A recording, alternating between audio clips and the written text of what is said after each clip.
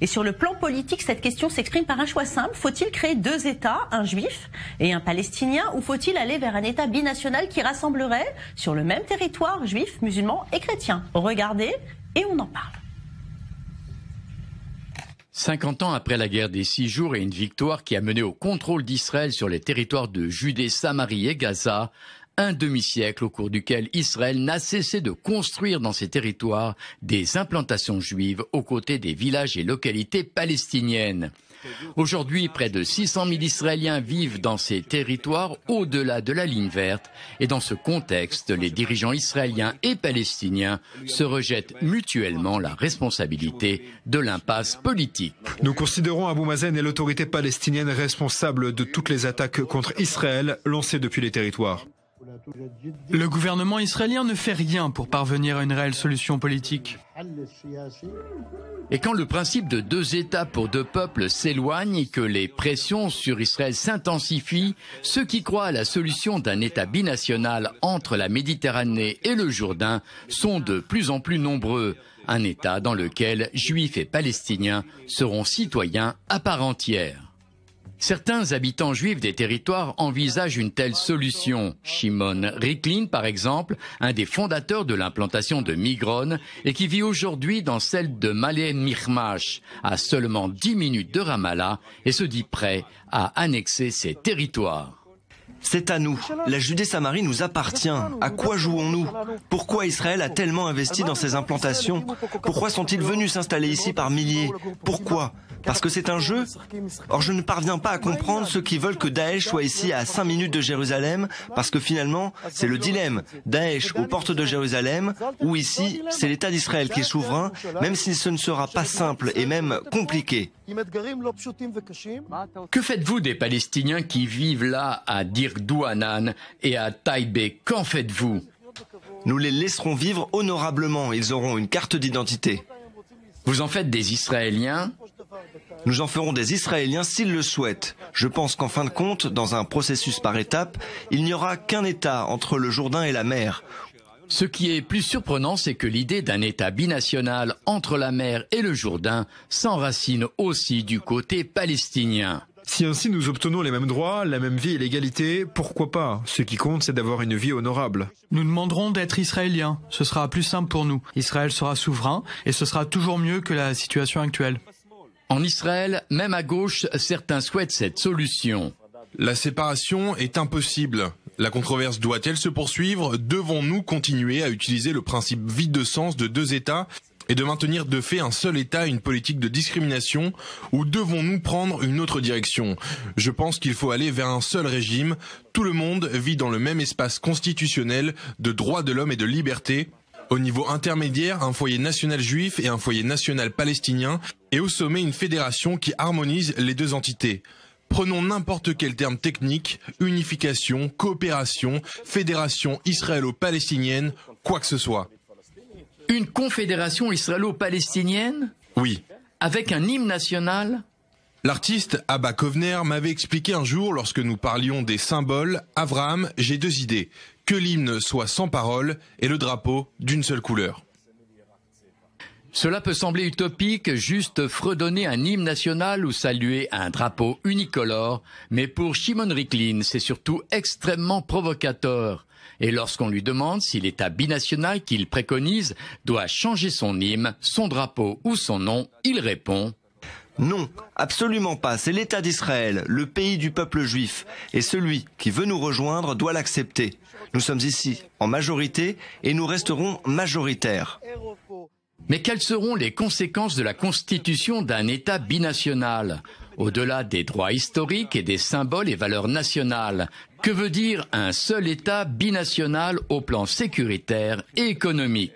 Le niveau de vie moyen des Arabes en Judée-Samarie est environ de 2 000 $ par personne. Dans la bande de Gaza, 1 000 $ par personne.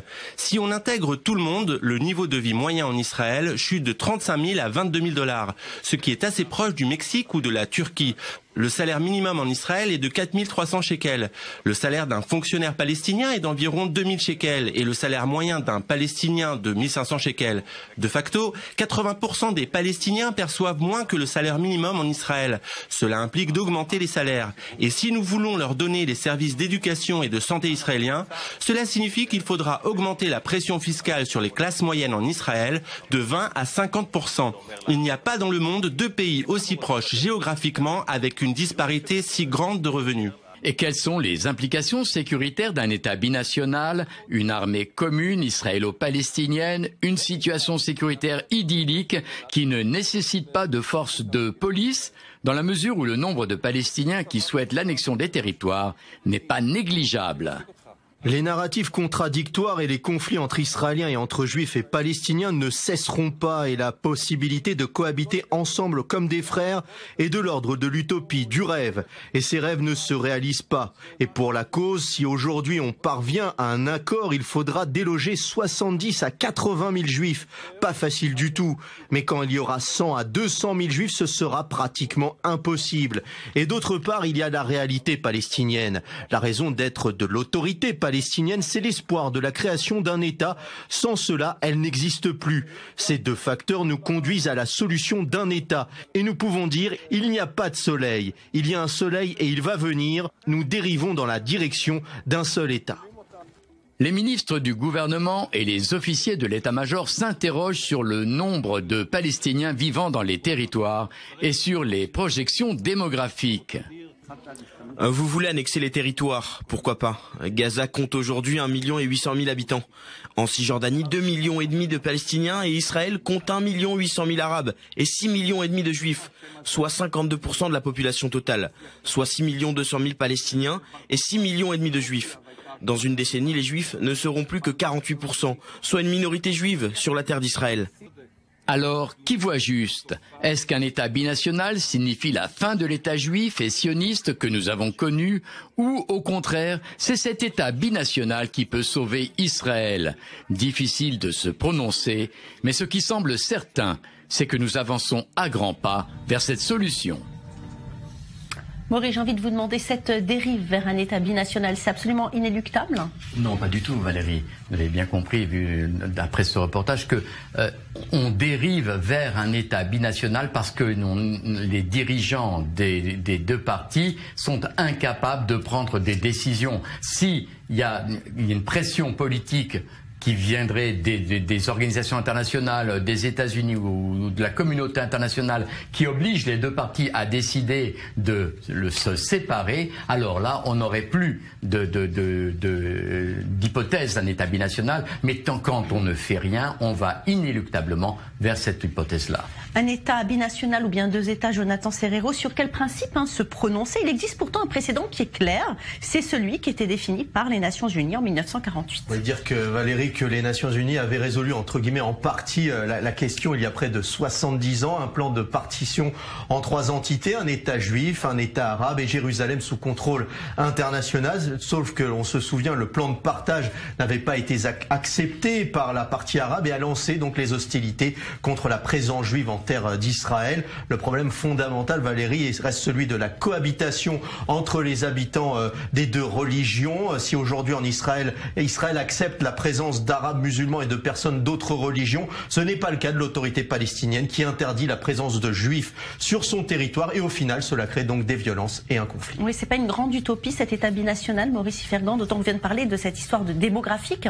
Écoutez, moi ce qui m'inquiète le plus, c'est l'histoire économique, c'est la partie économique, parce que si vous demandez maintenant aux Israéliens de payer 20 à 50% de plus d'impôts, je pense pas qu'ils seront favorables. Jusqu'à 50% de hausse d'impôts, vous avez entendu. 50% de hausse d'impôts, je pense pas qu'ils seront favorables à ce type de solution. Maintenant, en ce qui concerne le partage, la séparation, c'est la seule solution possible, parce que c'est celle qui avait été définie par les Nations Unies. Là où il y a des Juifs, c'est un État juif. Là où il y a des Arabes, ce sera un État palestinien, et c'est la meilleure solution.